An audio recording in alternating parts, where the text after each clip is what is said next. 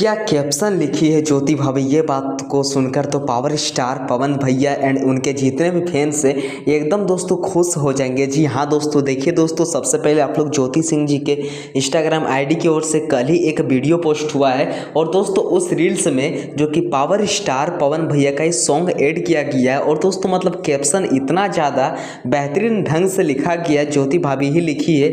पढ़िए दोस्तों, सबसे पहले आइए दोस्तों पढ़ते क्या लिखा गया है।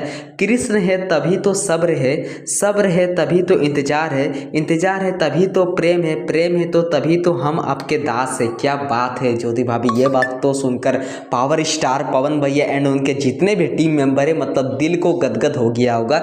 और देखिए दोस्तों, ये रील को कल ही पोस्ट किया गया है और पवन भैया का एक मतलब काफ़ी अच्छा एक माइंड ब्लोइंग सॉन्ग ऐड किया गया है। ज्योति सिंह जी दोस्तों इस रील में मतलब हंसते हुए नजर आ रही है। और हाँ दोस्तों, मैं आप सभी को बता दें कि दोस्तों Jyoti Singh ji and power star पवन भैया बहुत ही जल्द दोनों आपस में 2-3 दिनों के अंदर आपस में देखने को मिलने वाले हैं। तो प्लीज़ मेरे चैनल को अगर आप लोग अभी तक बेल आइकन को प्रेस नहीं किए तो फटाक से कर लीजिए ताकि सबसे पहले आप लोग इस तरह का अपडेट देख पाइएगा, सुन पाइएगा।